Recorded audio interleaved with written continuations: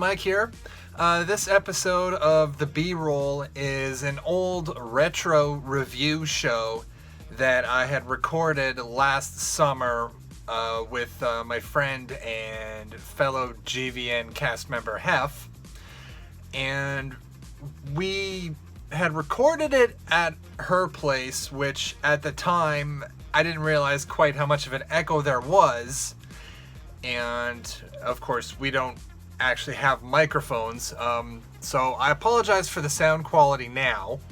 The second thing with this episode is that with this, I need help from you guys. I'm actually using this footage to audition a potential new editor for the show. Essentially, I'm hoping that this person can come in and take over the editing work, which will basically really take a load off of my plate.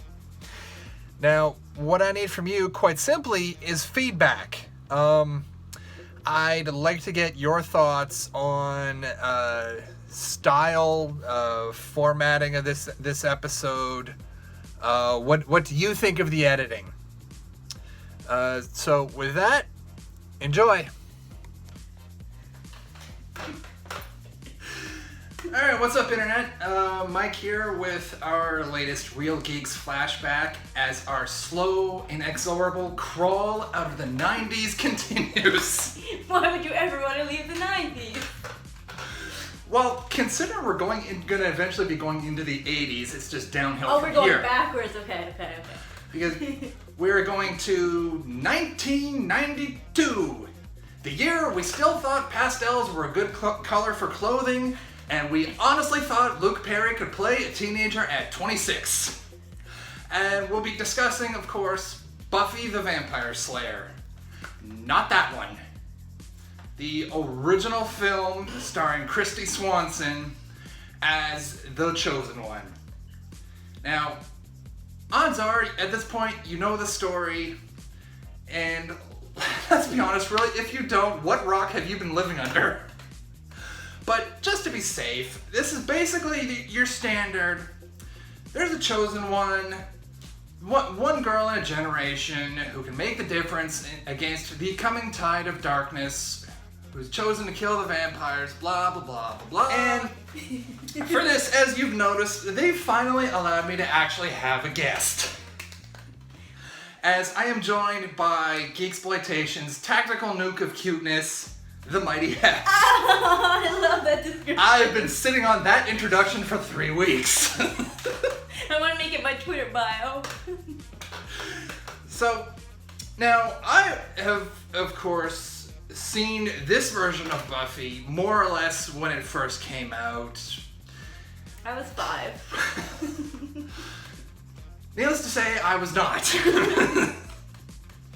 And also, one of us is sitting on a phone book, 2 hardcovers, and it's not me. No, I don't think it is you. That's how you're so tall. So, anywho, now, Heff, you on the other hand, came into the Buffy fandom through the TV show first. Mm-hmm. So between that and the fact that you put far more preparation into this than I ever do, I cannot wait to hear your thoughts on this version of Buffy. I loved it. Could we elaborate on that a little bit? Okay. I didn't know if you wanted to go first. Remember, one of us has notes. Okay, so I was thinking about the fact that I was 5 when when the movie came out in '92, and I didn't, watch it then because I was 5 and had other things going on. So I thought about it, and it was really cool because I was so young when the movie came out, and then I was 10 when the series came out, that I almost always lived in a world like post-Buffy, and that made me happy to have that kind of influence in the world that I was growing up in. So thanks, Buffy, for letting me become a rabid feminist. So I thought it was a mix between Mean Girls, Clueless, and Crybaby. Now, normally I'm going to stop you right there for one reason. This is often described as Clueless with vampires. Mm-hmm. Yeah. Here's the thing. Buffy came first. Yeah.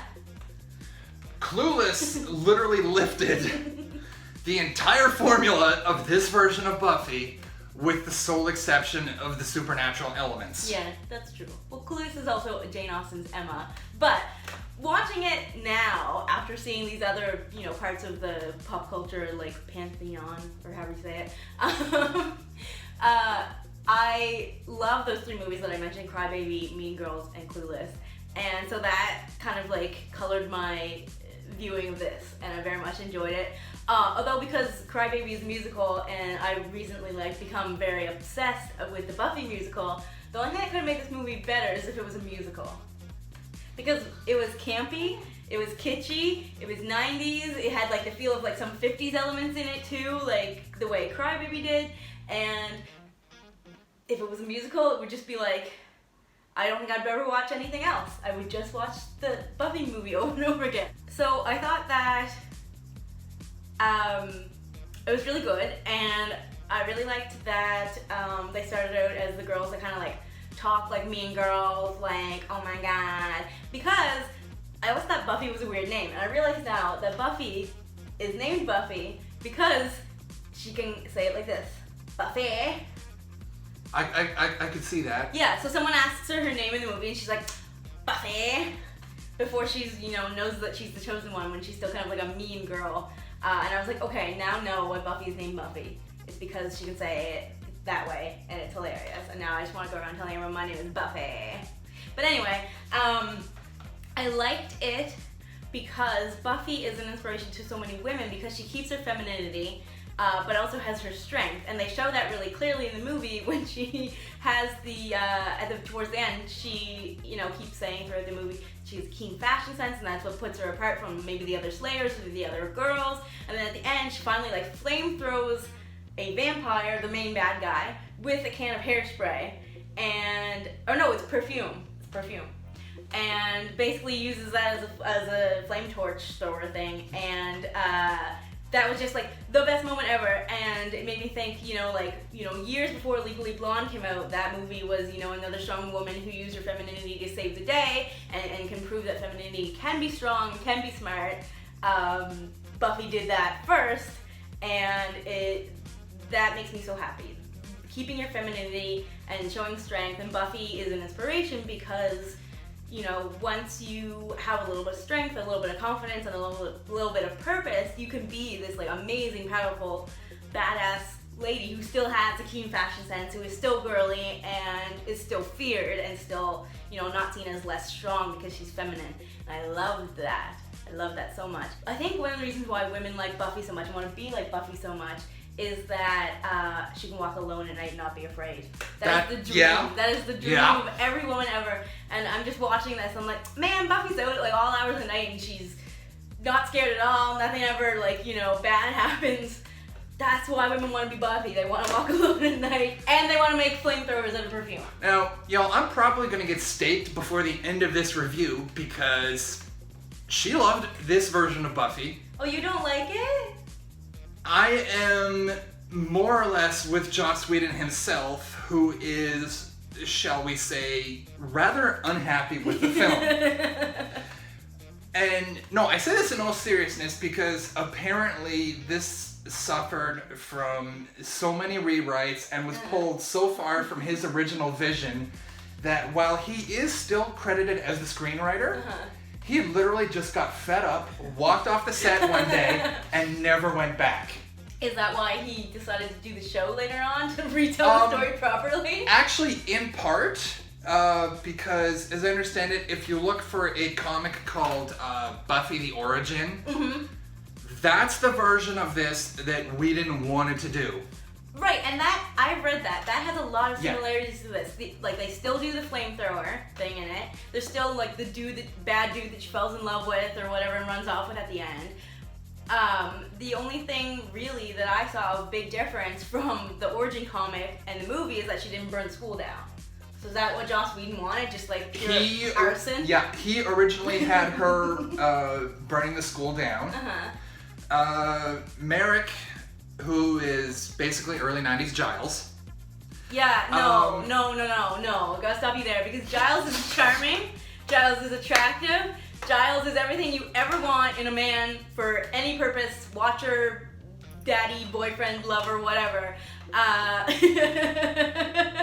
love Giles, and Merrick was creepy. He looked like a cross between. He looked like a cross between Freddy Krueger. I almost said Freddie Mercury. No, Freddy Krueger, and Indiana Jones, and he was creeping around in a locker room and like preying on a teenage girl. Giles is a gentleman. Giles is charming. Oh yeah. Oh no. Merrick is not Giles. So take that out of your mouth right now. Giles is perfect. I agree with everything you just said.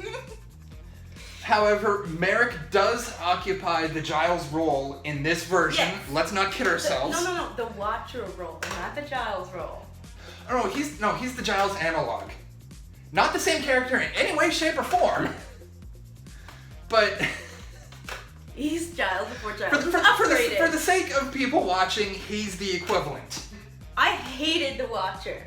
Oh, and rightfully so.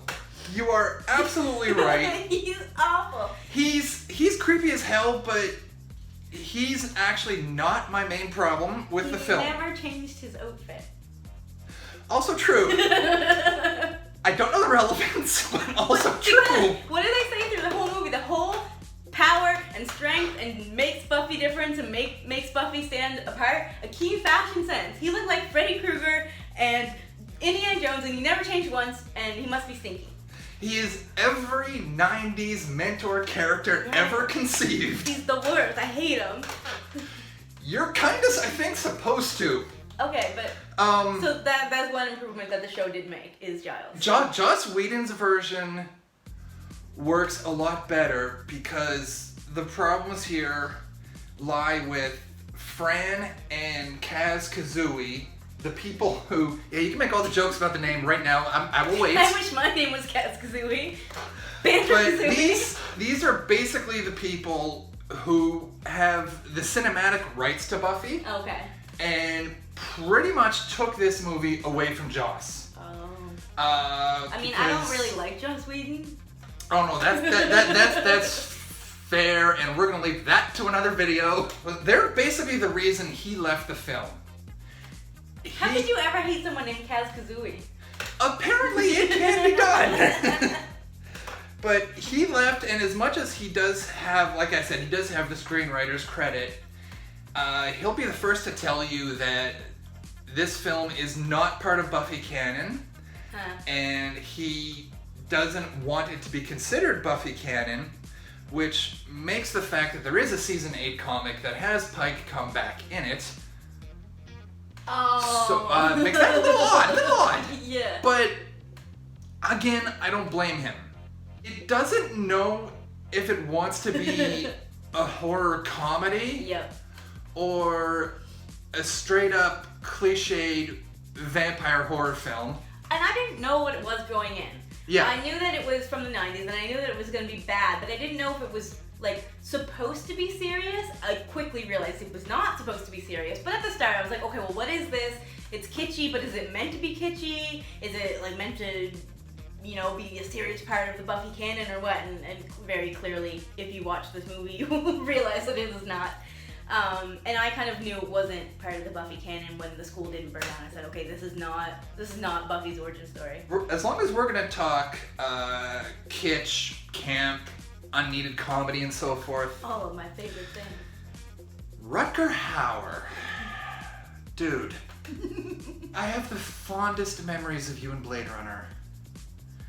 Your like tears in the rain monologue that was utterly improvised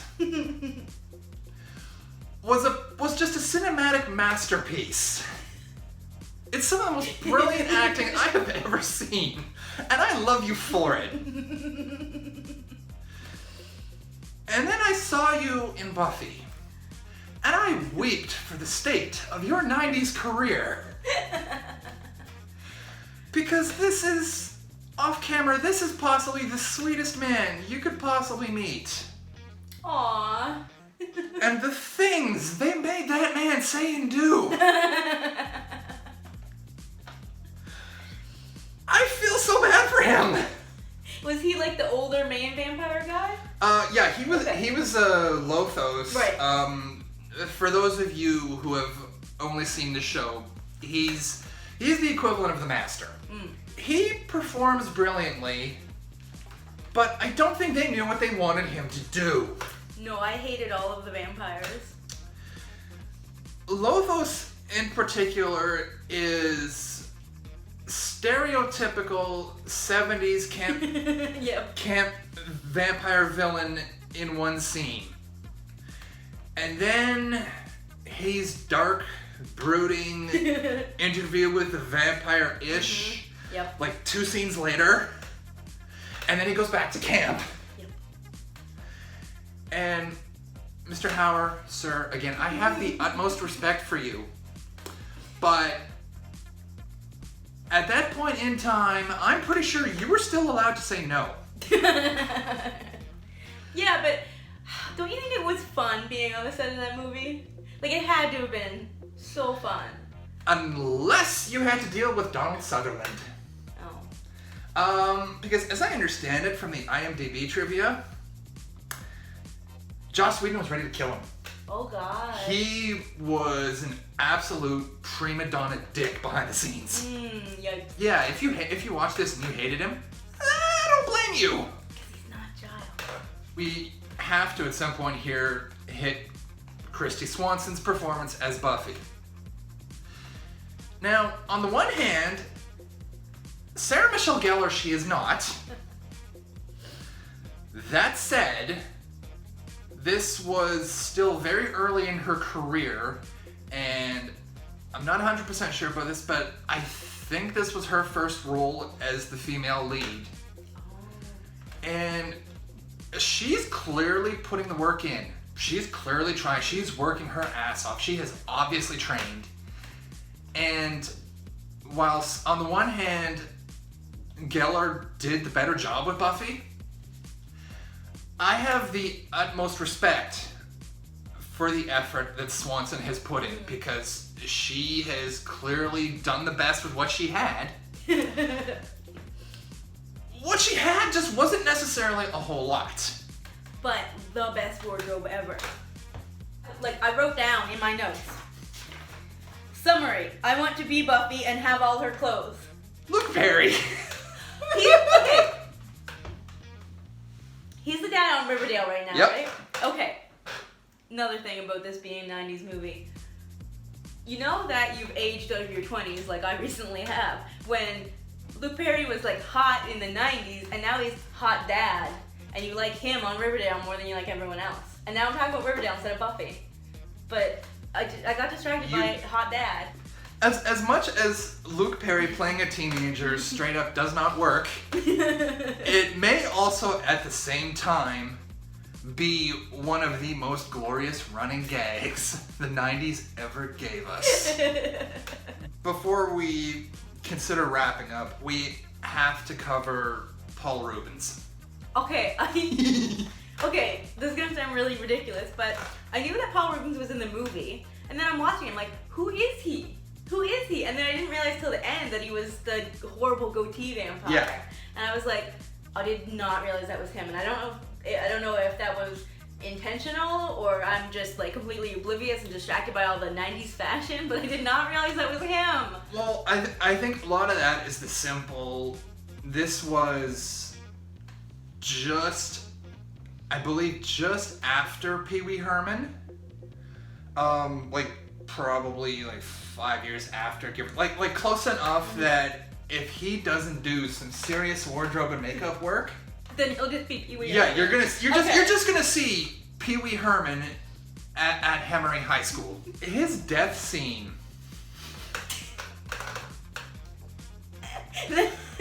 is basically the blessing and the curse of this movie. Yeah, it was the kind of joke that is funny, and then it's not, but then it comes around again. Like, it's not only brilliant, and Mr. Rubens, sir, I tip my hat to you for the simple fact that that was also entirely improvised. Oh, was it? That was all him. I would probably But- do the same thing. And like, I feel like he looked at this script and just went, fuck it, I'm just gonna have some fun. it also really hurts the film because I think for a lot of people who have seen it, that scene is about the only thing that this movie is remembered for. Oh, really? Oh, yeah. That's probably one of the most famous moments. Now, that said, one of the things I'm notorious for in some of our main reviews is randomly connecting the movie I have watched to other films.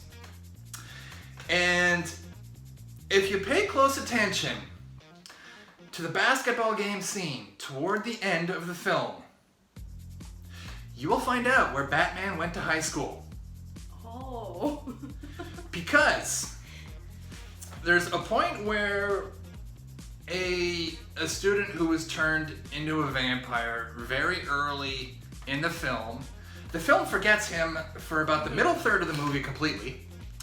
And then he shows up as one of the basketball players, and there's a moment where a player on the opposing team has the ball, stops in front of him, and is, of course, becomes understandably scared and is just like, here, you take the ball, just hands it to him.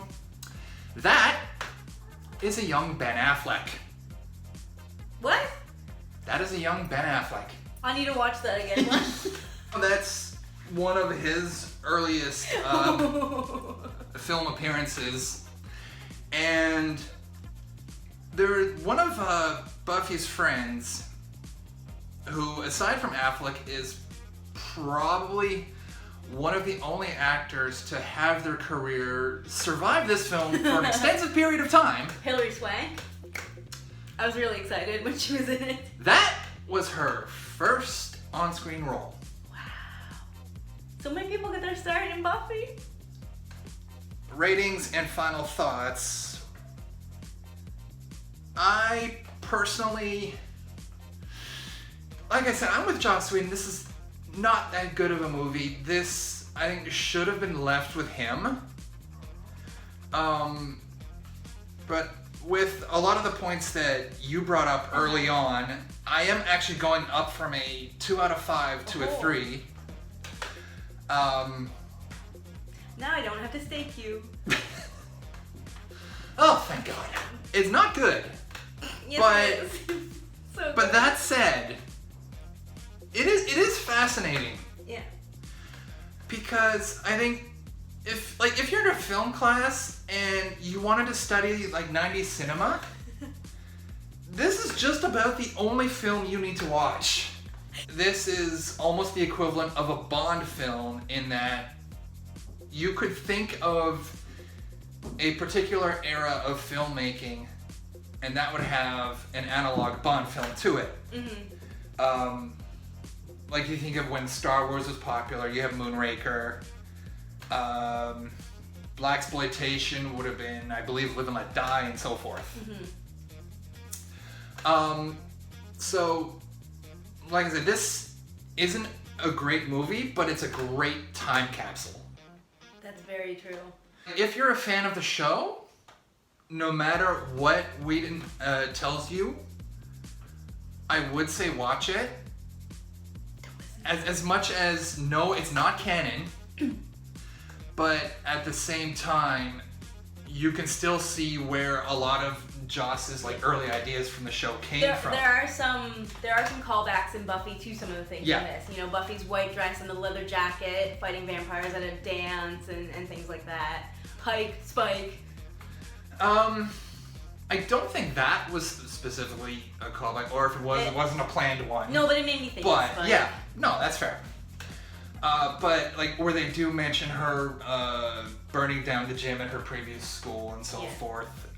So like Whedon does still pull from his original vision for this movie for the show. I'm going 3 out of 5. Like it's good. It's not great. A lot of the dialogue doesn't hold up, but it's not well written. It is, again, it is a fascinating 90s film. I'll give it 3 out of 5 Mean Girls, 3 out of 5 Clueless, and 2 out of 5 Crybaby because it wasn't a musical. And then I would give it overall 5 out of 5 for 90s fashion, and that's all that matters to me right now in my heart after I watch that movie. Also flamethrowers. 5 out of 5 for use of flamethrowers. And remember, I was good and didn't stake Mike. Thank you, Heff, both for coming on and the fact that you've probably just created 90% of our blooper reel. Until our next flashback, just remember that if you're tired of what's in the theater, the library and the store bargain bin are your friends. Don't forget to hit those like and subscribe buttons, share this video with your friends, and drop us a line anytime you like.